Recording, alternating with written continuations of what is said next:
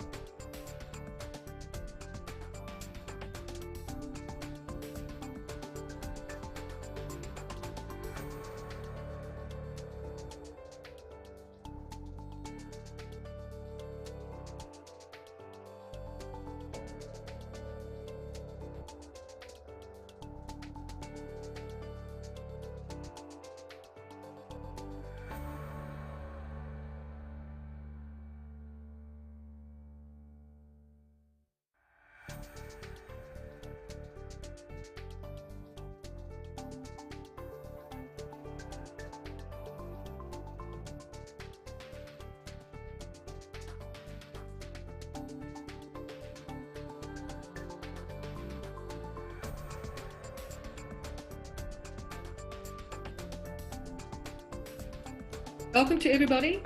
We're going to kick off.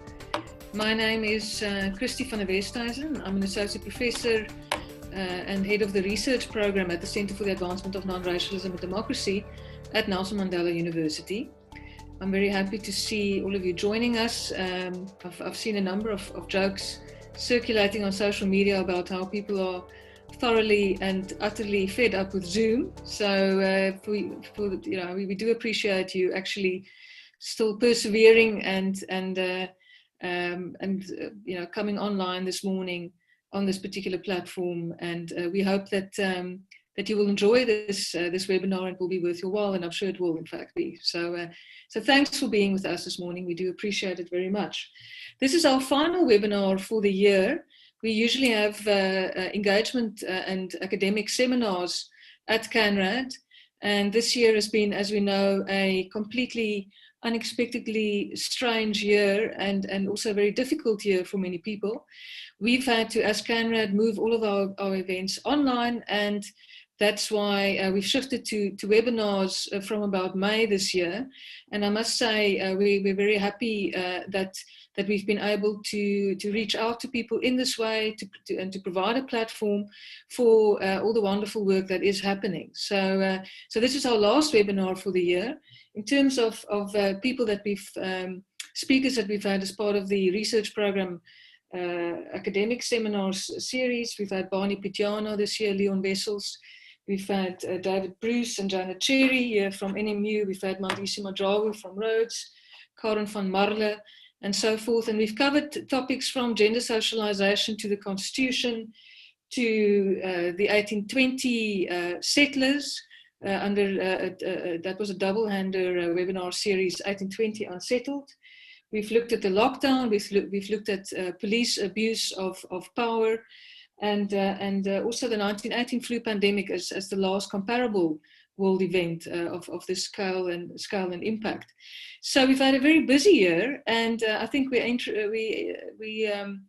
are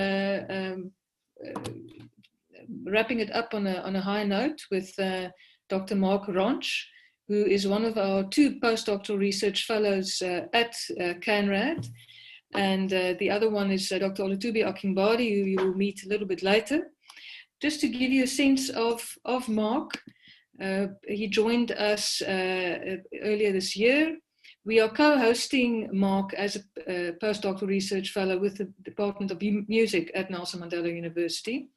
His work focuses on historical and musicological constructions of post-apartheid popular music of the Western Cape. And Mark himself is somebody who's also at the coalface, so to speak. He is a musician who is he's a guitarist, he's a bassist, and he's performed with various bands, including the Hot Club of Cape Town, Black Moscow, and also Stereo Zen. So his research that he'll be presenting today is on Stereo Zen. And one could say he's speaking from an insider position, and also there's a bit of participant observation in there, and so on. So and he's using it he's looking at the music of Stereo Zen using the lens of race, and of course social categories of difference are of particular importance to Conrad's work, and we're very happy to bring in this line of interrogation through music and musicological theory to also make sense of race and racism. So we're very happy to have Mark with us today, and I'm going to hand over to him immediately, and do enjoy.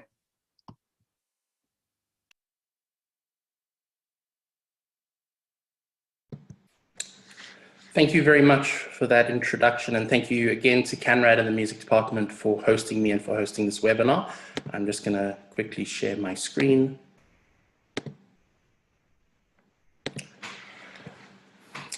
Before I begin, one of the downsides of Zoom and webinars is that one is unable to play musical examples. And so I'm just going to strongly encourage those of you who are participating to at some point go and listen to this music. It is available on YouTube, SoundCloud, and Reverb Nation. And I think it definitely informs the discussions that I will be having today. In this presentation, I will explore the use of race as a lens through which to interpret the music of the band Stereo Zen, and symbiotically, how music can be utilized as a lens through which to read racial constructions. Sorry, I'm not sure why this is not, there we go. Sorry about that.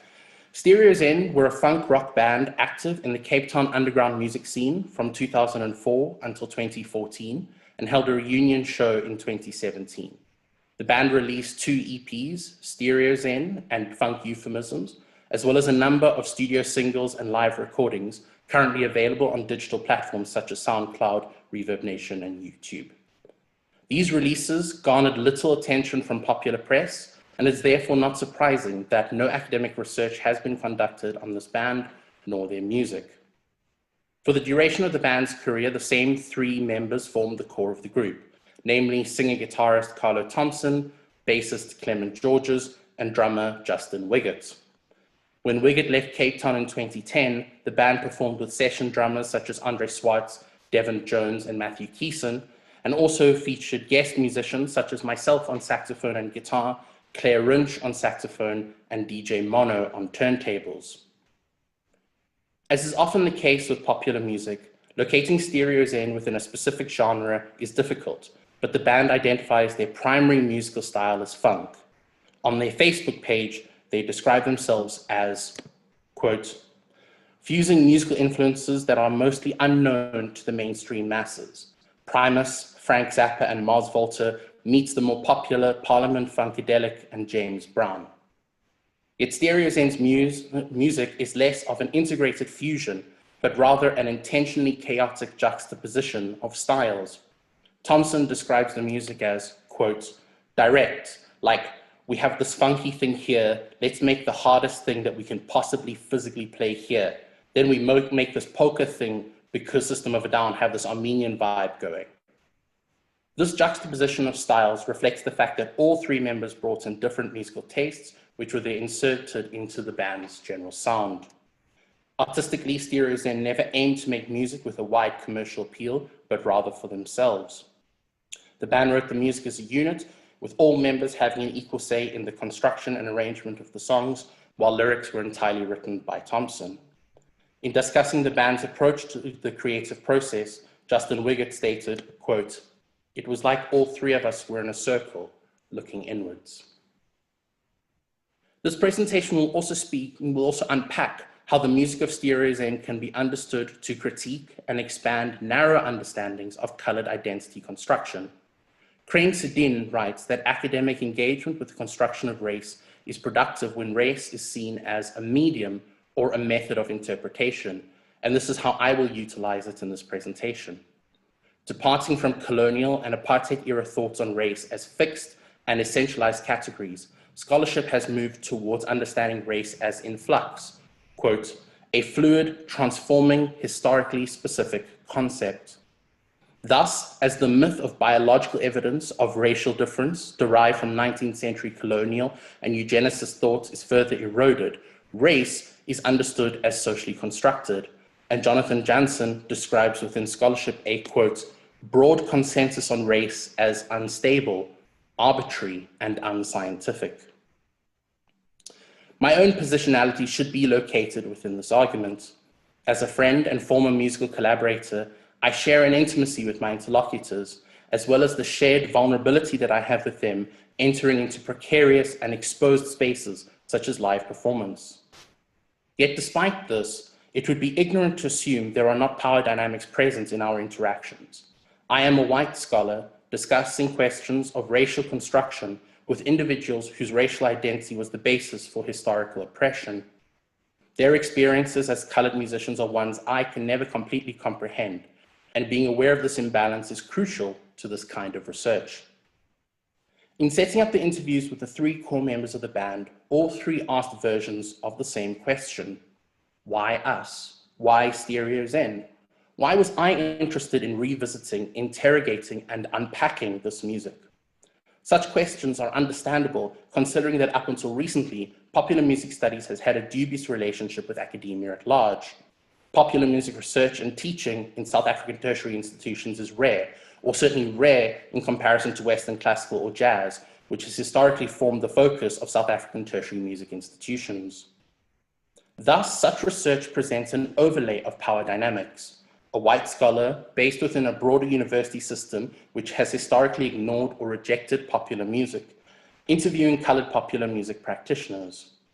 Yet despite these problematic dynamics, the music of Stereo Zen is worthy of musicological investigation, and as a scholar performer, I find myself in the privileged position of having access both to a network of previously unacknowledged popular musicians in post-apartheid South Africa's alternative music scene, as well as being positioned at a university where avenues for publication and academic inquiry are open to me. Exploring the music of these underground musical microcultures allows for a more complete understanding of constructions of identity and music in post-apartheid South Africa. Because race is a social construct, in my interviews with the three core members, I allowed them to racially self-identify so as not to prescribe a racial identity onto them. Both Thompson and Georges identified as colored and Wiggett identified as white. Each of my interlocutors, however, made it clear in our interviews that race was not a factor in deciding who would be a member of the band, nor did race influence where or to whom the band played. The band can thus be understood as being racially integrated, but majority colored. They also made it clear that, although they performed in white-dominated spaces with mostly white-dominated bands, they did not receive any active racialization or experience any act of overt racism from other bands and fans alike. In this sense, the band's philosophy is one which acknowledges the presence of race as an identity marker, but not one over which any person should be persecuted or judged. The term colored is a highly contested term and one which has different meanings and constructions. While the term is considered a racial slur in the global north, in South Africa, it is a racial classification with its origins in 20th century colonialism, but one which has developed into a cultural construction beyond its incorrect assumptions of origins in miscegenation. Some prefer to use the term black, attached to the notions of the Black consciousness movement that included all people of color under the banner of black as opposition to the apartheid term non-white. The identity as black is rejected by others who argue that the term colored is one of which they are proud. Scholars such as Dimitri Erasmus and Mohammed Adhikari have written in support of the term colored, arguing that, quote, although it is true that apartheid has played a key role in the formation and consolidation of these and other identities, colored identities are not simply apartheid labels imposed by whites. Rather, Erasmus, Hendricks, and Adhikari argue for autonomy to be recognized to colored people to construct their own racial identity. As can be seen This terminology therefore moves beyond that which is plainly semantic and into realms of identity and ontology. For the purpose of this paper, the term colored will be used as this is the term that was preferred by the members of Stereozen for their own identity, with Georges stating, quote, "I'm a colored. I grew up as a colored person in a colored community. That's who I am, and I'm proud about it. I see now there's this big push to actually own it and be it. I've always owned it and been it. I never really wanted to be anybody else."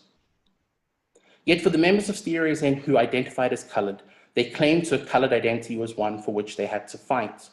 Thompson and Georges met at the Music Performance School Prompt, a school based in Athlone, Cape Town, an area demarcated as a colored area under Apartheid's 1950 Group Areas Act.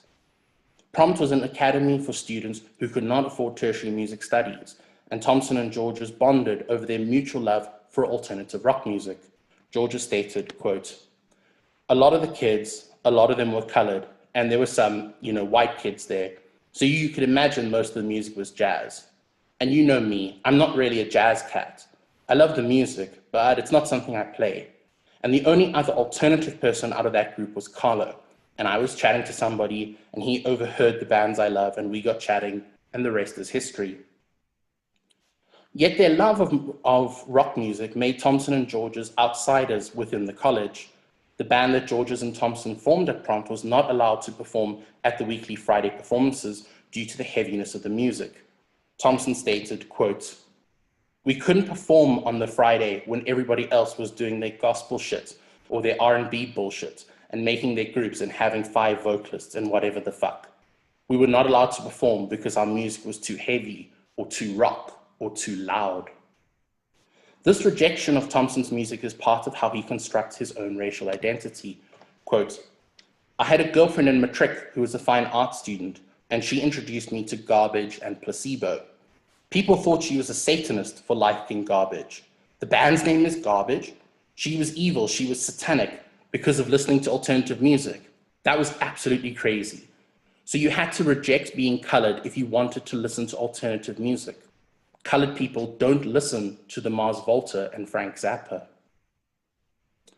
For both Georges and Thompson, while they identify with the label colored, this is an identity in contestation and aligns with Dimitri Erasmus, who writes that ideas of colored identity, quote, "are made and remade by colored people themselves in their attempts to give meaning to their everyday lives."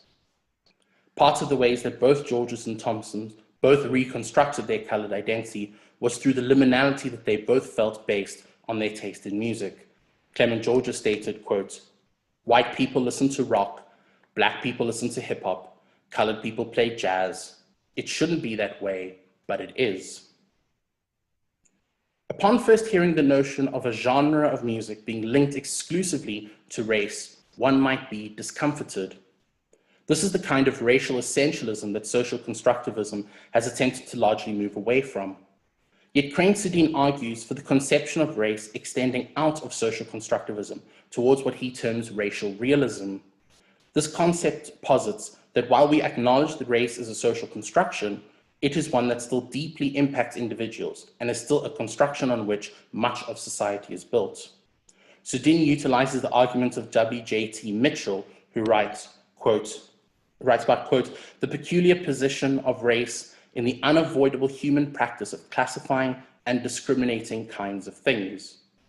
Wilhelmine Furneman and Stephanus Miller extend the position of racial realism to music, arguing that, quote, "despite the understanding that race is a biological myth and a social construct, various constituencies nonetheless seem to identify or be identified through music as white, black, or colored. Genre seems to be one of the musical markers that is used to identify and classify said constituencies." Adam Hout writes that, quote, "although genres such as hip-hop, kwaito, and rock do suggest that the newer generation of South African musicians have been free to produce cultural expression that moves beyond the confines of apartheid thinking, it is questionable that the challenges of the past have dissipated." While it is evident that within the construction of associated pairing of genre and race, both Thompson and Georges felt themselves to be outside of the circle of supposed colored normality due to their love of alternative rock music. Moreover, this feeling of liminality had an influence on their music. Thompson stated that many of his own lyrical and musical decisions within the band were derived from a desire to, quote, just to get a reaction from people, because after a while, if people get upset about something, you want to poke them a bit more. Like, oh, okay, so we're supposed to play jazz and R&B and gospel. How about we make this heavy music and distortion and stuff that you don't like, just to antagonize a lot of people. What can be seen here is that for the members of Stereozen, their relationship with constructions of colored identity is a negotiation rather than a fixed point. This further displays the complexity of racial construction and the fluidity of the boundaries of these identity markers. In discussing how Stereozen construct and reconstruct their relationship with their colored identity, I will focus on how the band repositions funk to a South African context through lyrical and musical imagery, as well as critiques of colonial constructions of Black musicality.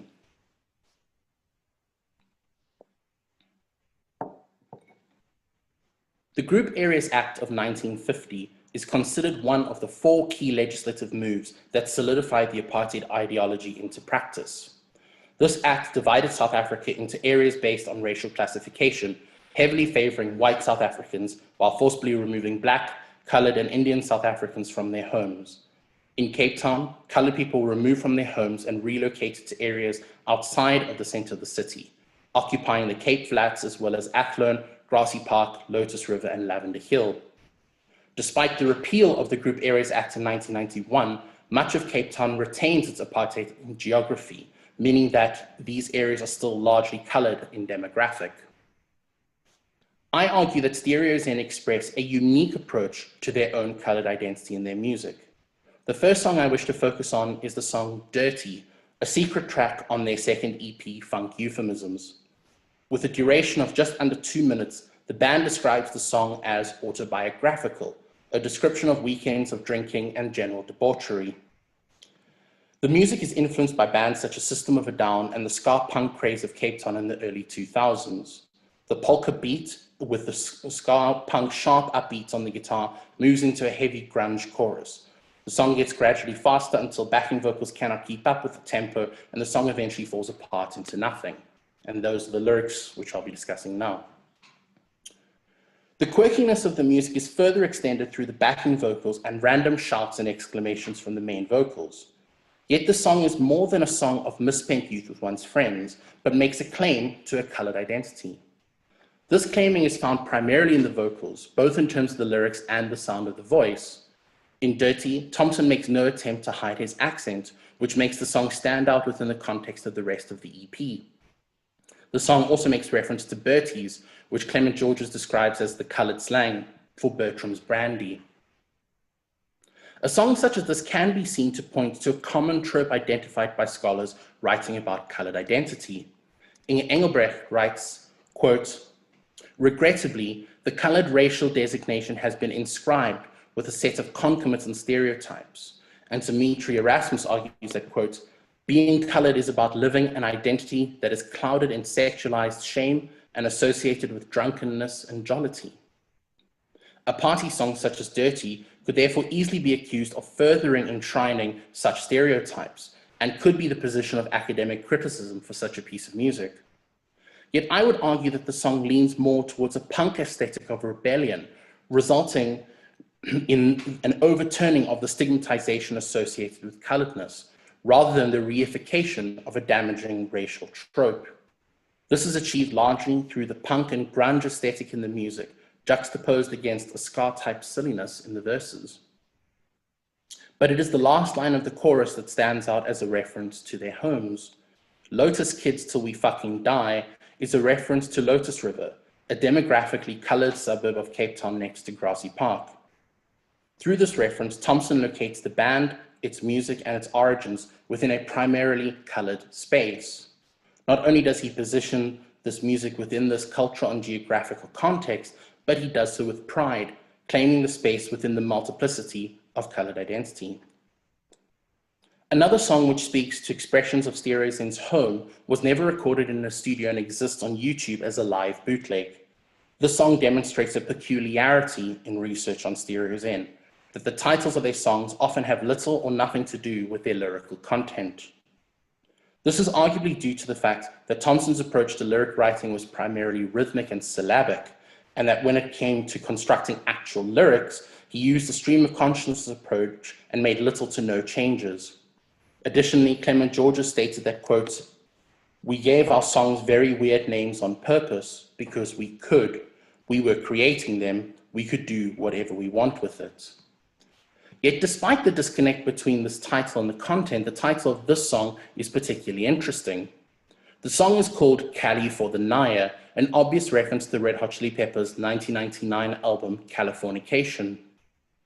The Red Hot Chili Peppers were one of the most profound musical influences for the members of Stereozen and precipitated the band's musical redirection towards funk. Justin Wiggett stated, quote, "We listened to and loved the Red Hot Chili Peppers. I think that was maybe one of the first bands that we all came into a huge agreement with."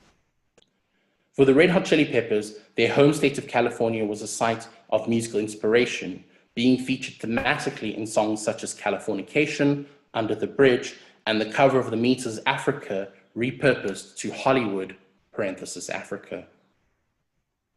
Similarly, for Stereozen, their experience of their home was a source of inspiration. This, combined with their respect and admiration for the Red Hot Chili Peppers, is evident in the song Cali for the Naya. The term Naya is a word for fucker in Afrikaans, a vernacular sub-variety of Afrikaans, spoken mainly by colored people in South Africa. Here, the combining of California and fornication is relocated to the colored areas of Cape Town, still feeling the effects of apartheid racial segregation. Thus, Stereozen reclaim and reposition California funk rock to Cali for the Naya. Carlo Thompson stated, quote, "We were doing Red Hot Chili Peppers from Cape Town, but where I'm coming from is definitely not California. It has the two sides. You have Clifton and the Cape Flats. I understood the music I'm making is not where I'm from." Because the music the band was making and the place they were coming from were not the same, Thompson made an attempt to, quote, "own it." The use of the Afrikaans slang Naya repositions this music away from California and towards the Cape Flats. In discussing Cape Town hip-hop groups, Prophets of the City and Brasse van die Kaap, Adam Hout argues that the use of a, quote, non-standard Afrikaans dialect called Gamtaal does exactly this. It generates a uniquely South African musical reclamation of an American form. It, quote, consciously positions itself within South Africa. This use of language goes further than the repositioning of music. It speaks to an authentication of these spaces and people through, quote, validating local cultural expression. For Thompson, the song's title also has a more hopeless tone, the glass ceiling that is experienced by so many South African musicians.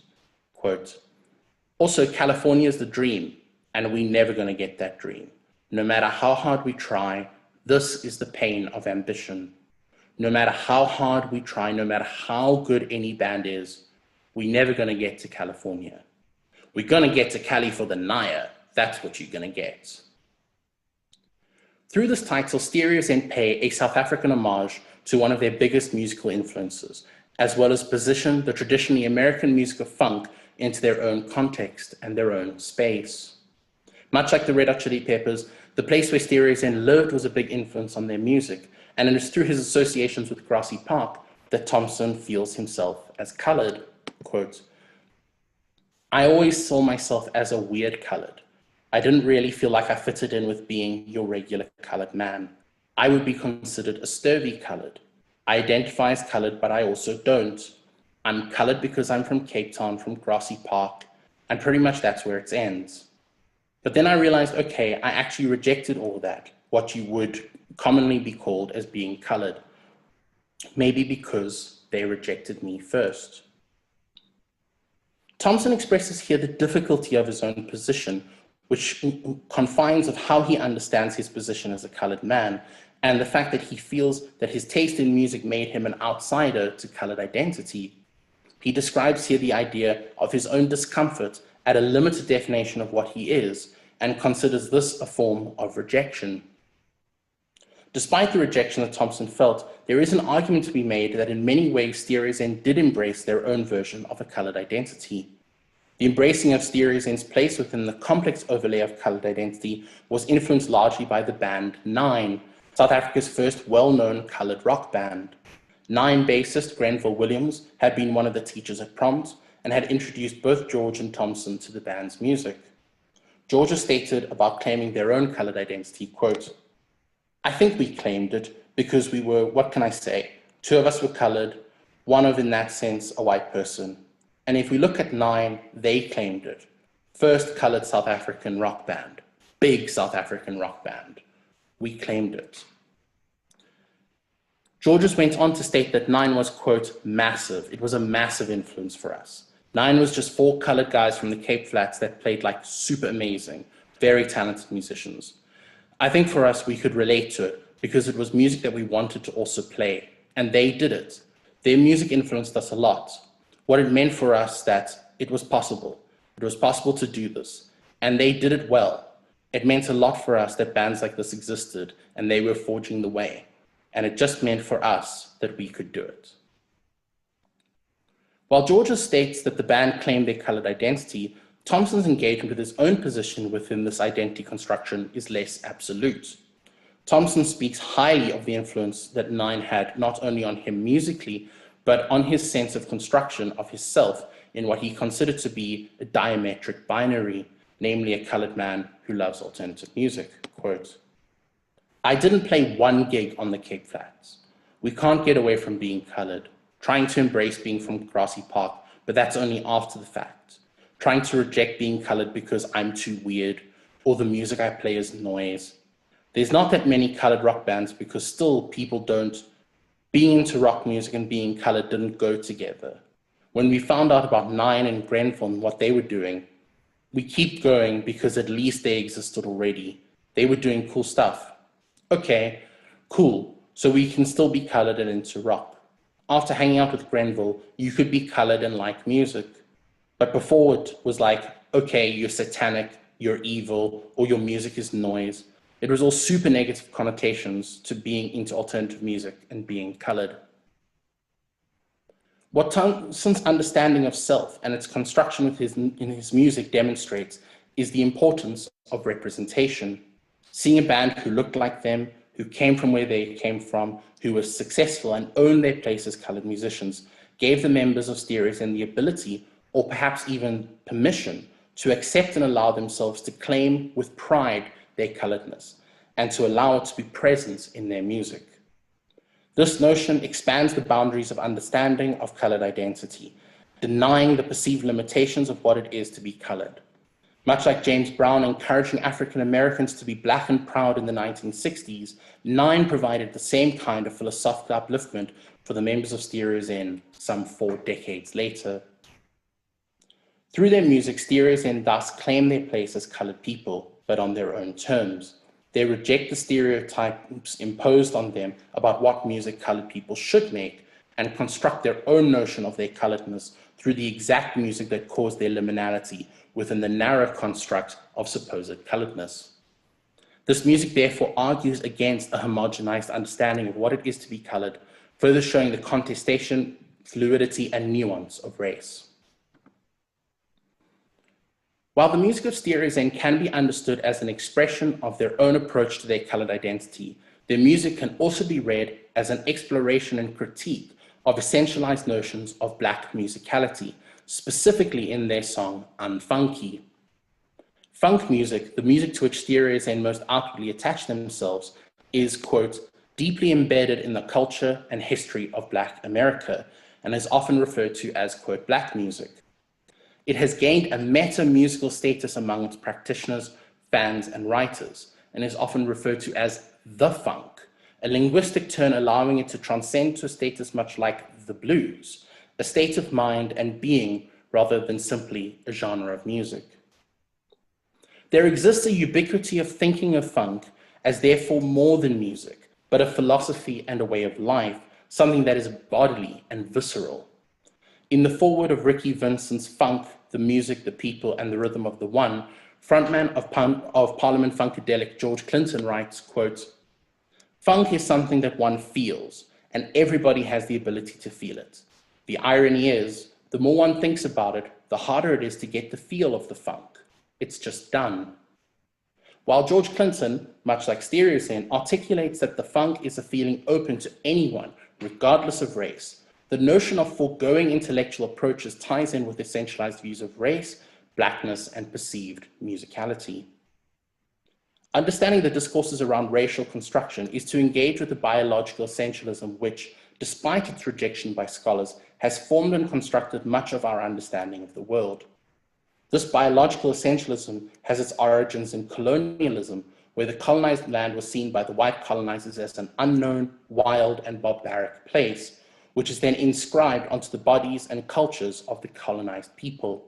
Stuart Hall writes, quote, "There are the rich distinctions which cluster around the supposed link, on the one hand between the white races and intellectual development, refinement, learning, and knowledge, a belief in reason, the presence of developed institutions, formal government and law, and a civilized restraint in their emotional, sexual, and civil life, all of which are associated with culture. And on the other hand, the link between the black races and whatever is instinctual, the open expression of emotion and feeling rather than intellect, a lack of civilized refinement in sexual and social life, a reliance on custom and ritual, and the lack of developed civil institutions, all of which are linked to nature." This essentialized view of race has found root in how we understand music. In Representing African Music, Kofi Agawu writes about a white American colleague of his to whom he gives the pseudonym John West, who comments on how he perceives the differences in the way Africans and Europeans learn music. West states that African students excel at improvisation, a musical practice based in intuition and listening, but find reading music a challenge. He sets this binary up against the white students for whom the opposite is true. The act of reading, a supposedly intellectual endeavor, is easier than improvisation. Ostensibly, the binary that West sets up is that white musicians think and black musicians feel. This notion of non-intellectual naturalized expression of music in black musicians is further interrogated by Grant Ulwich, who links this binary to colonial constructions within South African music. Ulwich writes, quote, "There are numerous refrains in the colonial discourse on black South Africa. Musicality is one." Here Ulwich links the notions of inherent musicality held in and expressed by black bodies as one linked to colonial essentialized racial binaries. In relation to popular music, the notion of essentialized black musicality is also present. Simon Frith wrote that, quote, "Black music is essentially body music." Anne Danielson argues that this perception within music results in, quote, "a metonymic relation with all of the features structurally glued to the other pole of the culture-nature axis, such as mind, body, intellect, emotions, complexity, simplicity." The narrative of inherent black musicality is one that, despite its best efforts at transcending race, funk has ascribed to. Yet I argue that Stereozen's song Unfunky can be read as a critique of this essentialized perception, challenging the notion of blackness and inherent musicality. Two versions of the song exist, both in music video form on YouTube, with stark musical and visual differences, despite being the same song with largely the same structure and harmonic content. The first, released in 2009, features DJ Mono extensively. DJ scratches and samples can be heard throughout the song, and this, paired with the extended keyboard layers and industrial breakdown, give the song a more psychedelic feel. The second version of the video and song was released in 2012 and is visually and sonically noticeably different. By 2012, DJ Mono was no longer featuring with the band, and drummer Justin Wiggett had been replaced by Devin Jones. The production is slicker and more sanitized, with the psychedelic sections omitted, presumably for radio play. Despite the outward attempt to create a more radio-friendly product, the song failed to make impact and did little for the band's position as an underground outfit. Lyrically, the two versions of Unfunky are nearly identical, and the themes explored remain consistent. It is also one of the few Stereozen songs where the title of the song is taken from the lyrics, with the chorus lyrics being, "I am so unfunky, I don't know what to do. I am so unfunky, I'm a wreck without groove. Carlos Thompson describes the lyrics of the song as, quote, very honest, there wasn't any statement that I wanted to make. At the core of the construction of Black musicality is the notion of rhythm and of Black people being inherently rhythmic or possessing a naturalized rhythm. Kofi Agawa writes, quote, that the distinctive quality of African music lies in its rhythmic structure is a notion so persistently thematized that it is by now assumed the status of a commonplace, a topos. If African music is therefore defined by rhythm, then African bodies are the originators of such a rhythmic impulse. Musically, the concept of groove is linked to the notions of rhythm. Groove is an essential component of not only funk music, but its constructions and philosophical makeup. Groove is arguably the most important musical component of funk and one's ability to play it. The centrality of this concept to the musical and philosophical structures of funk, one which transcends all other considerations, can be seen again by George Clinton, who writes, quote, the P-Funk clientele has always been a peculiar mix of ages, sexes, races, and nationalities, and fates unified and collectively categorized by a common state of mind. Funk fans' new world order as one nation under a groove. With this in mind, the chorus of Unfunky challenges notions of groove while simultaneously ascribing to them. The lyrics imply that to be without groove is to be, in a sense, disembodied, showing the importance of groove in their music. Additionally, it turns colonial notions of Blackness on its head and asks what happens if a brown body is in fact not inherently rhythmic. What if a colored man playing in a funk band is actually unfunky? These questions not only critique colonial constructions of race and identity, but the constructions of colored identity itself. A song like Unfunky, therefore, can be read as a vehicle through which to disentangle such colonially ascribed notions of what it is to be colored. It is not my intention to define the music of Stereo Zen exclusively through the lens of race. This is too narrow of a focus for music that I consider to be relevant to understandings of underground music in the early 21st century of South Africa, and to limit them to a single interpretive framework would be a disservice. What Stereo Zen's music does do is critique how we understand the complexity of race, and particularly coloredness in the 21st century. Through lyrical and musical interactions, Stereo Zen look inwards to make and remake their understanding of their place within the world. What this research demonstrates is music's ability to interact with notions of identity construction as a mechanism to critique and reconceptualize how we understand ourselves. I would further argue that the music that is not commercially viable is the precise site for these exact kinds of interrogations. The musical microcultures that do not have the burden of mass enjoyment can be the place where difficult and uncomfortable feelings are expressed and where notions of place and belonging can be thrashed out. Thank you.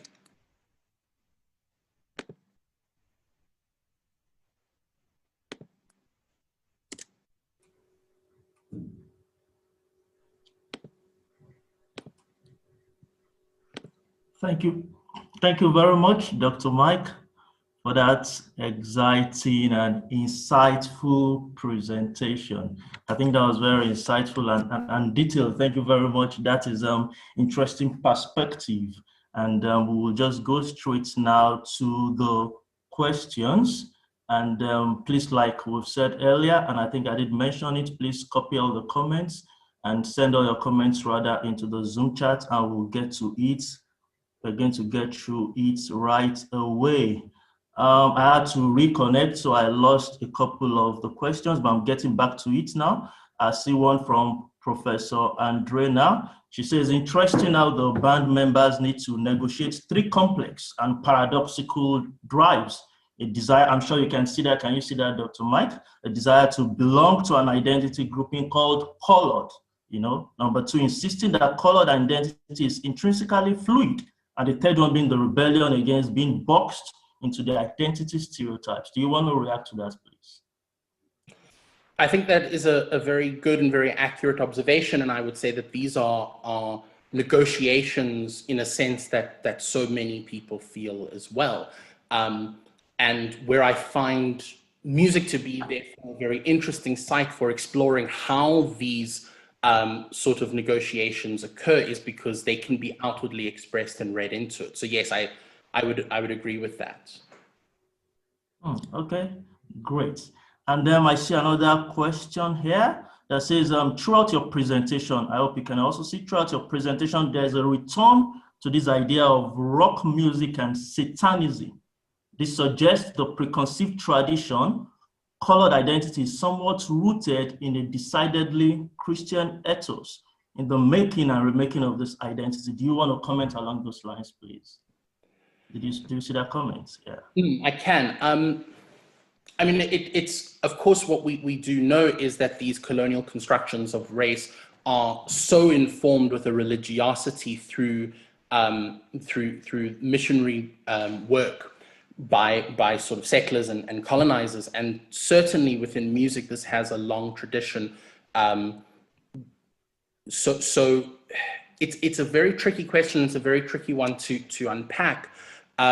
But certainly there is this kind of expected morality. What I found very, very fascinating was this idea that any music that leaned any way to something heavy, and I would argue that relatively speaking, bands like Placebo and Garbage, which are the bands that Thompson mentions, are not particularly heavy and do not deal with those kinds of subject matters. For those to be marked as being satanic, anti-religious, is a very, very interesting dynamic in terms of how there is this construction of what is arguably acceptable music for a colored person to be playing and what is unacceptable and what is therefore satanic. And there's certainly this kind of parallel there with a kind of Christian ethos and a Christian morality.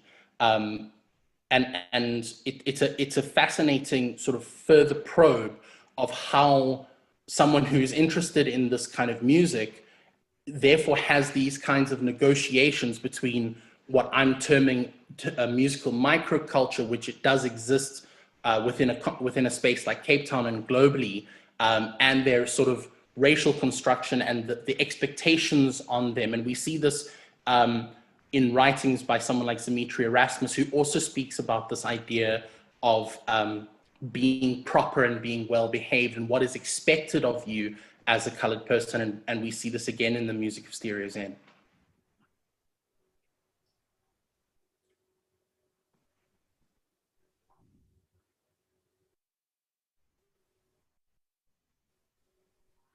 Okay, thank you very much for that response. I think that was very useful also. I see one here also. It says, "Hi Mark, thank you for your paper. I'm wondering if the band ever indicated that they care about their racial constructions, that's the identity. Did they write music that they liked from their viewpoints and experience? So of course, reflecting themselves or music that is now interpreted by scholars through the lens of race." Do you see that comment?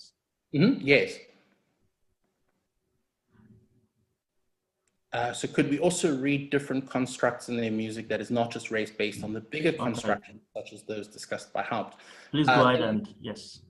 Thank you so much for that, Lisa. Absolutely. I mean, I think the benefit of these kinds of discussions and this kind of music, especially with the fact that it has been largely unengaged with academically, is that there are multiple interpretations that are present. I'm not convinced that it would be entirely accurate to say they didn't care, because certainly in the interviews, and it's also, the different members had different relationships to these constructions. I wouldn't say that it is a case of not caring about their racial constructions. It certainly is something that has a degree of importance to the band, but it's not sort of their defining feature. So music like this does offer for multiple interpretations. There's a very large question within funk music generally around the position of gender and the position of a kind of constructions of masculinity, as there are questions in funk music broadly and Stereo Zen specifically when it comes to questions of race and racial construction. There are also certainly questions of these kind of musical microcultures that exist, that are these kind of of multi-generational, multiracial spaces. So there are definitely other avenues of interpretation and critique within the constructions of this music. Absolutely, there certainly are.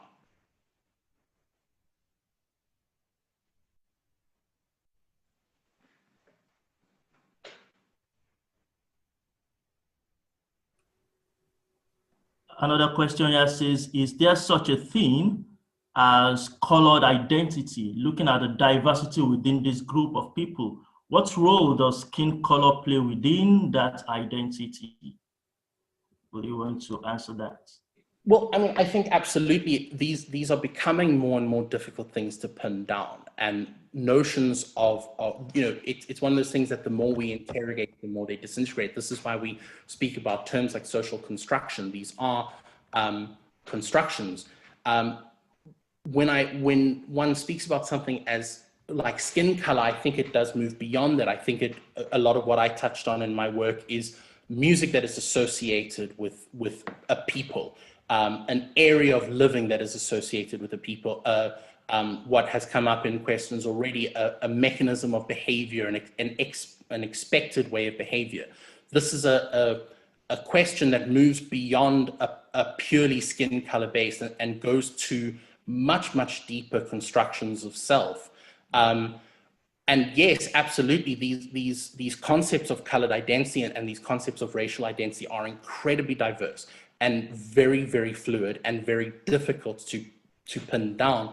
And I think that's one of the things that makes this kind of research very interesting, but also speaking to people who are negotiating these sorts of movements constantly. It is a very, very challenging and very engaging discourse to enter into, to speak to someone and see how they, through their music and through their interactions, make these kinds of negotiations. Okay, thank you for that. I see another question here. I think it's from Professor Nomalanga, saying, is there a schooling or class element that shaped how they came to rock and also their largely white audience? Just curious whether there is both young rebellion at being boxed, but also that common social dissonance based on having white friends that Black kids sometimes go through in South Africa's socially fragmented spaces, especially in the case of Cape Town. Do you see that comment? I do. Thank you very, very much. Please. That is a really fascinating comment and observation. And it's certainly, within speaking to the members of the band, it's been a very interesting thing to see how their musical tastes shaped their perceptions of themselves. In terms of how they came to rock music, that wasn't something that we discussed.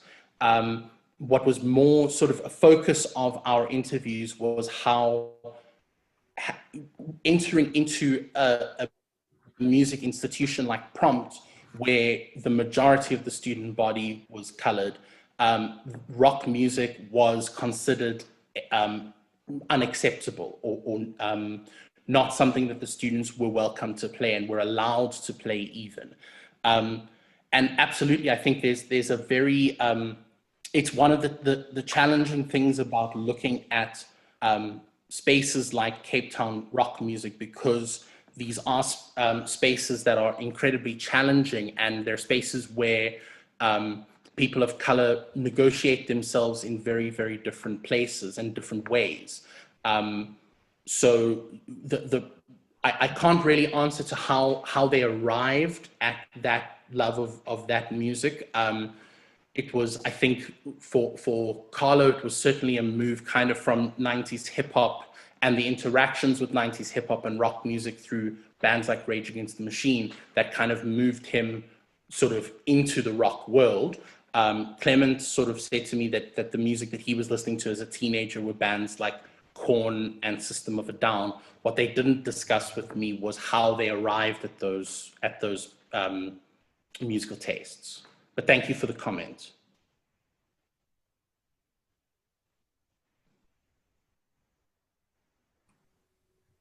Okay.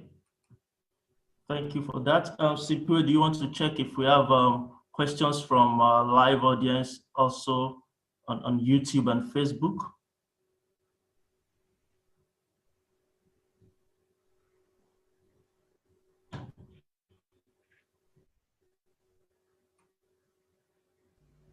Sipu, any questions from?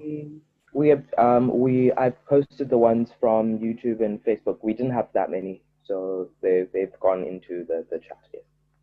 Okay, okay.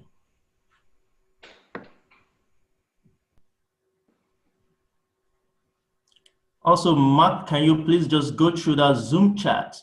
Because I believe there are other questions that you've not actually looked at closely. I had to reconnect from here, so I actually lost I lost track of some of the questions. If you can just feed through and see, I believe there's one or two that are actually, yes, I can see one from our director.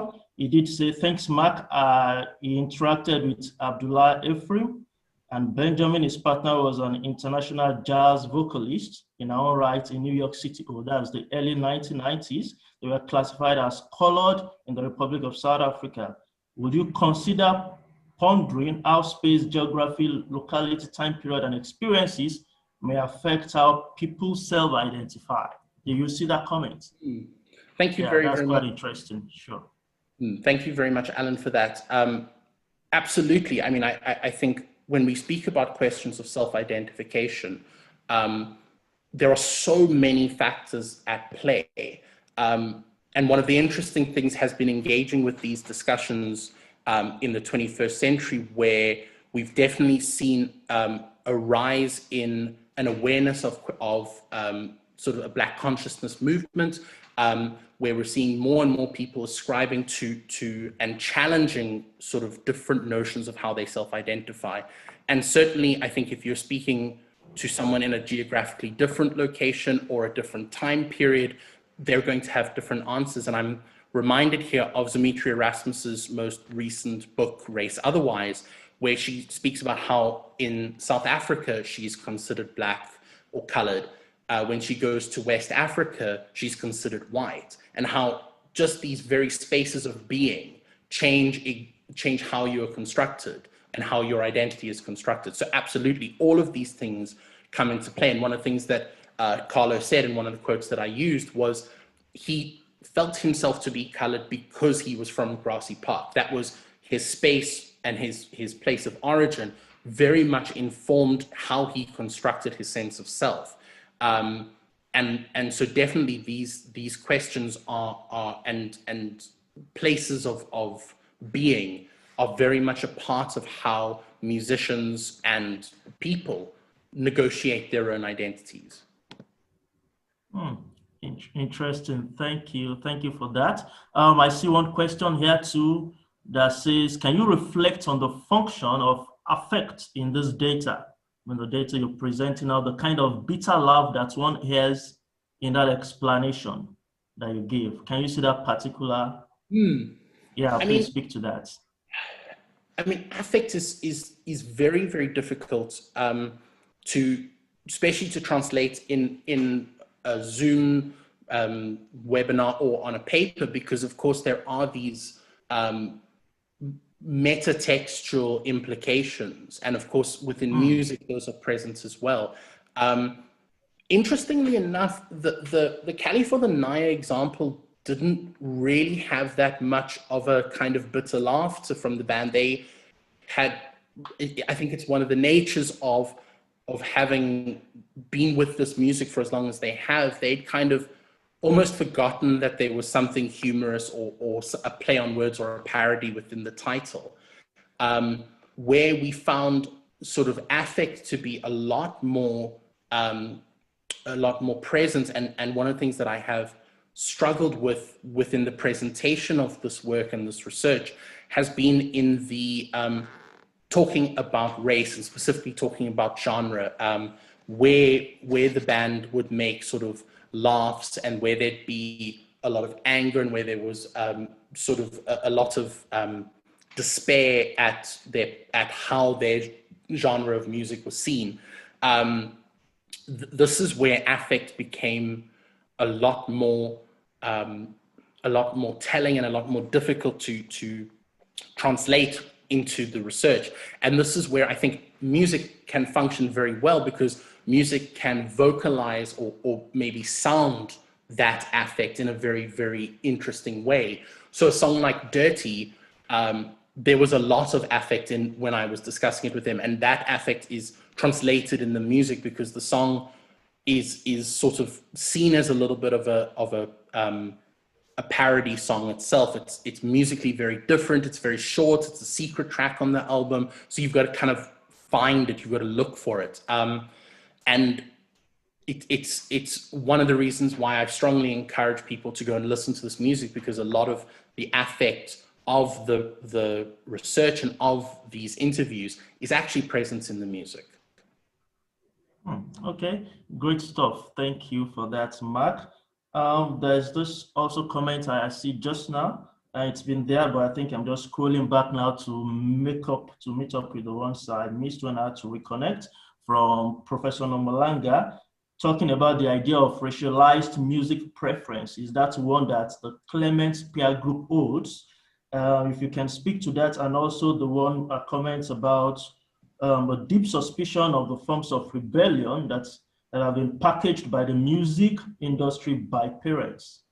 Okay, there's also a comment I see there. And also another one where she says commercial rock music has made money with packaged shock tactics because, of course, it draws in teenagers. So the suspicions people have of the machine are not without merit. Can you speak along those lines also? Do you see that? What was the first question, Olutobi? The first one was about racialized music preference. Is that a perspective held by the Clement peer group? Oh, okay, I see. That was Yeah, yeah.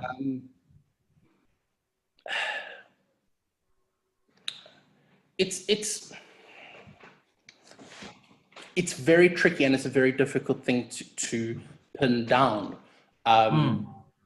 because I wouldn't say within that peer group it's present. A lot of the band's friends would come to the gigs and they would enjoy the music. So it's a very challenging thing, and engaging with this question of genre and race has been extremely challenging because of exactly those reasons, because it seems too simple and it seems too convenient to kind of say, well, white people listen to X and black people listen to X, and however, what we are seeing within the research is that these constructions do exist. They maybe don't exist at the individual level, but they do exist in terms of how we understand things and how we understand constructions of identity. So,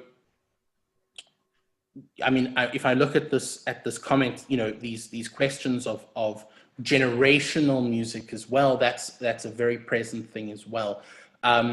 And it is a very, very challenging thing to lock into as a researcher, because one's natural inclination is to say it has to be more complex than that. There's a disconnect when one says, the Cape Town alternative rock music scene is a predominantly white space, but having played with Stereos and seeing that their audience is mostly colored. So kind of saying, well, do these terminologies work, and do these descriptions work? And the answer is both yes and no. Maybe they don't work at the level of the individual or even a small group, but within broader constructs of music and broader constructs of understanding, I think they do fit, and they fit in terms of categories of race. They definitely fit in terms of categories of generation and age. So it's a very, very difficult terminology and a very difficult concept to really, really get into. And that's why I sort of relied quite a bit on the Stephanus Miller and Wilhelmine Froneman article, as well as Adam Haupt's work, because that kind of work, what it does is expresses the fact that it is not held at the individual level, but it is a sort of broader discourse around that. The second question, if I remember correctly, was the question of sorry, I'm just looking for commercial rock music.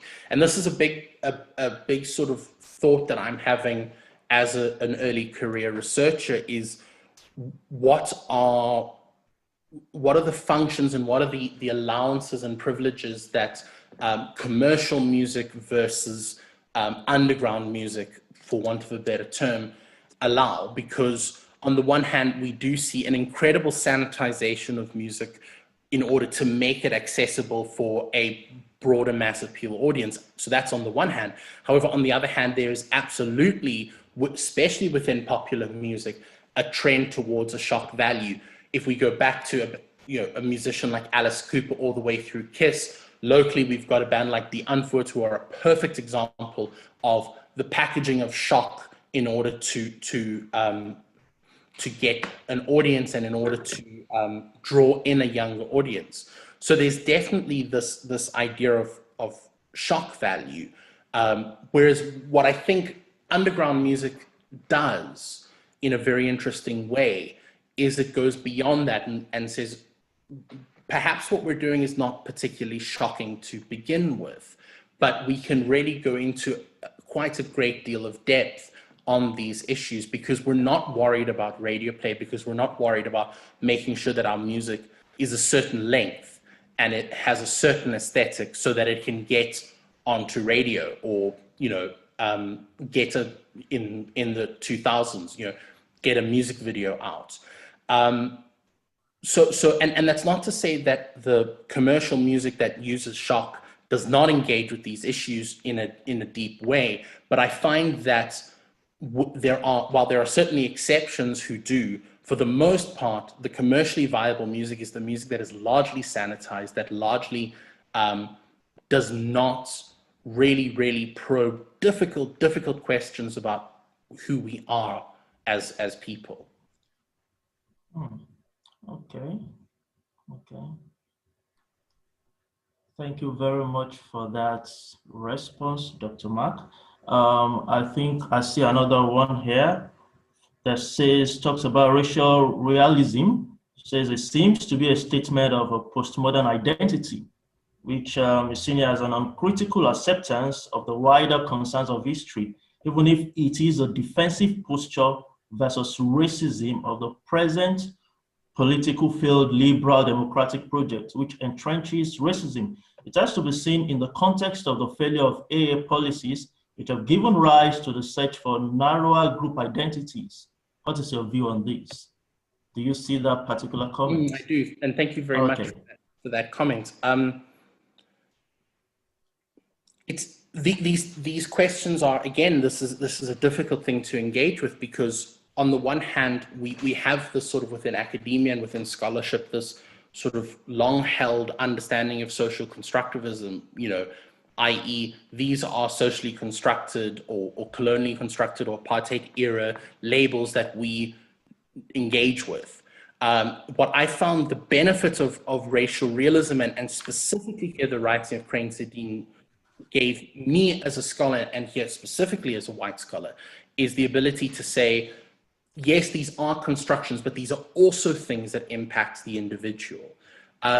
And I wouldn't say that within the work of Sedin, it's an uncritical engagement with race. It certainly is very, Sedin is a very, very critical writer of how these constructions function within academia and within society at large.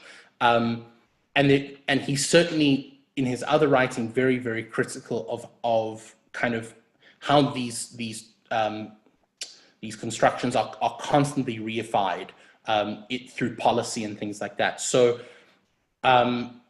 it became for me a very necessary tool to use to unpack these kinds of realistically quite difficult questions. But what we've seen in this discussion and we see throughout scholarship is exactly this notion of fluidity and complexity of these concepts, of these sort of academic terms that we use, and just how they fit but don't fit completely, and how they need, or how we need to be critical of them, we need to maneuver them in certain ways to answer certain questions. so that would be my response to that, is that I think that racial realism does have value in terms of how we understand and how we construct and how we interrogate these exact socially constructed ideas. And I would say then, if a person is finding these concepts to be uncritical, the work of Crane Sedin for me is very useful, because he is a very, very critical scholar of these constructions. Okay, thank you very much. Thank you very much, Dr. Mark. That was I think that was very insightful and very, very interesting and good perspective. I think this also comments from the comments Professor Nomalanga left. I really love the indigenous sound, metal, and rock groups around the world, and System of a Down was my first insight into music. Do you see that particular comment? I think she dropped a comment. Okay. If you want to just say a line in response to that as we begin to wrap up the segments. Yeah. Do you see that? Yeah, I would love to have you guys have another seminar on not Western rock bands, The Who, etc. Thank you. Certainly, we've been seeing for a number of years and a number of decades within popular music the idea of drawing from musical influences beyond an Anglo-American construction of popular music, where my own work has also focused on a band like Hog Hoggity Hog, where they've used ska punk, which has a sort of a link to Caribbean music. So there's a lot to be said and there's a lot to be done there. And I'm also quite fascinated with how South African rock bands are engaging with questions of sort of extra Anglo-American musical constructions. And there's definitely a lot of interesting work being done and to be done on these questions. So it's definitely a great suggestion for a future webinar. Yeah, definitely. Okay, interesting. Thank you so much, Dr. Mark. Great stuff, great stuff. Before I hand over to Dr. Glenn, who is going to do the vote of thanks and give brief summative remarks, I would just like to also announce here that all the past webinars we've had as CANRAD, it's available on YouTube and also available on Facebook. So if you go to CANRAD's Facebook page or YouTube page, you can catch up on past webinars, and you can also just go there to have a repeat view or listening of this particular session. Thank you very much. Thank you, everyone. I'm going to now hand over to Dr. Glenn, who is a senior lecturer in the Department of Music, and is also a co-host for this particular interesting webinar. You know, Dr. Mark is also part of the Department of Music. Over to you, Dr. Glenn, for the brief summative remarks and your vote of thanks. Thank you. Thank you so much, Olutubi, and thank you to our guests who have tuned in for the talk today. It's a very difficult conversation which we've been having about colored identity, because colored identity is a complex construct. And that's why it's an immense privilege for me to work with a scholar such as Mark, who's interested in exploring these rich and complex theories around colored identity, and by engaging with people on the ground, particularly through the vehicle of music. And because colored identity is a complex construct, there is no singular definition of what constitutes or nullifies colored identities. And I use the word identities in the form of a plural to indicate that, as Mark has also become aware through his research, that colored people have multiple identities. And I speak from the perspective of somebody who self-identifies as colored, and I'm also very much familiar with how music as a vehicle allows me to express these multiple colored identities which I possess. And so I know I'm only supposed to be doing thanks, but I did want to ask Mark one last question, if I may, which was this idea of music becoming a mirror, that music reflecting the individual musical identities which the group members have in Stereo Zen, but also the idea of the fusion which you spoke about of self with other. So rock music being regarded by a collective colored group of people as being other to what it is that they regard as a cultural practice or a cultural staple, or sort of music just for pleasure. I was struck by this comment you said by Carlo, which was, the music I'm making is not where I'm from. And this also opened up the notion to me about the idea of funkiness, that sometimes in the Afrikaans dialect, it could be a compliment to say to somebody based on how they are dressing or something which they are doing, "Jy lyk lekker funky." So the idea of unfunky is perhaps a metaphor for saying how they are regarded as being rejected, or the effusion which they're trying to create being misunderstood by colored people. What's your response to that, just before I give the vote of thanks? Thank you for that comment, Glenn. And I think as a start, I think the idea of maybe using the term colored identities is a more constructive way of interpreting or engaging with this than colored identity singular, because you're absolutely right. There are a multiplicity of ways of identifying as a person. And certainly I think that is a very accurate and very a probing interpretation of the song Unfunky, because it is a very, to my mind, it's a song that has some self-conscious overlays. And part of my discussions with Carlo Thompson was the idea of how he experienced being a colored man as having to be confident and having to have a kind of bravado. And so how Unfunky can therefore be viewed as, well, what happens if a colored man is exactly the opposite of what he's expected to be? What if he's unfunky? What if he's without groove? What happens if I don't fit the mold? How do I therefore construct my sense of self within this broader expectation of who I'm meant to be? And a lot of what popular music has done throughout sort of the 150 odd years that we've been discussing, it has been exactly these questions, probing questions of outsiderness, probing questions of the other, what it is to be liminal within a space, which again, for me, is why this is such a rich and interesting area of music to look into. And within a South African context, what it is to be from a place such as South Africa, but making music that feels out of context, out of geographical context. This was also an experience that I had working with a band like Hog Hoggity Hog, who said the same sorts of thing, specifically with questions of belonging and questions of whiteness. So I would definitely say there is a lot to be said for these kinds of interrogations within South African popular music. Thanks for that, Mark. And on that note, I do want to thank you for an excellent presentation. I know it's not been easy to field all of these questions coming to you over the text and over chat, and you've had to think on your feet very, very quickly with some really, really difficult questions. So I do commend you for that, and your excellent presentation, your excellent slides. Also, such a pity that we were not able to hear the music, but to Dr. Mark Runch, and I do extend my heartfelt thanks, especially on behalf of the Department of Music, for speaking about a musical topic. And I would also like to thank CANRAD for co-hosting with us. So the next one I want to thank is Dr. Olutube Akingbade for facilitating the meeting and for doing all of the lovely funneling of the questions through. And I'd also like to thank Marco and Simpiwe for their technical assistance with also facilitating the YouTube and Facebook video streamings. And then my colleague, Professor Christy van der Westhuizen, who's my co-host on this meeting today, who's just been a pillar of strength to myself and Mark also through the hosting of this postdoctoral fellowship.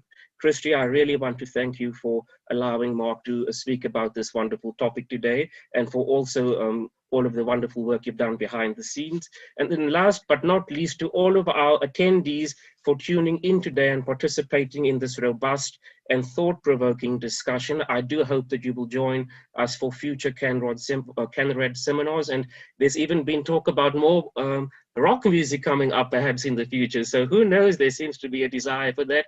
But well done, Mark, and thanks everybody for joining us. Over to you, Christy, just to say a last word if you would like to. Right, yeah, well, thanks for that, Glenn. I really appreciate your very kind words, and thanks to Mark for, I think, a really, very interesting and a webinar that went to some of the more difficult questions, because as Glenn was also saying, there's a certain complexity around colored identities, which we are seeing really coming to the fore at this in this particular historical juncture. So so I think it's you're doing some interesting work. This is an interesting and a different way of actually approaching it, you know, looking at through the lens of music. So I just wanted to ask everybody to switch on their cameras and let's say goodbye to one another and see you next year at our next webinar. Thanks for coming. Thank you, everybody.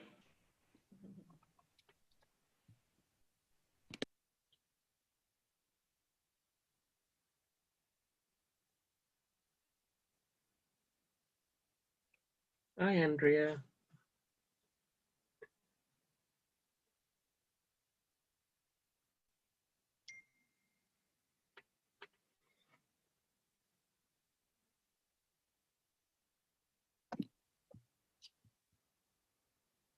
Okay. Everybody.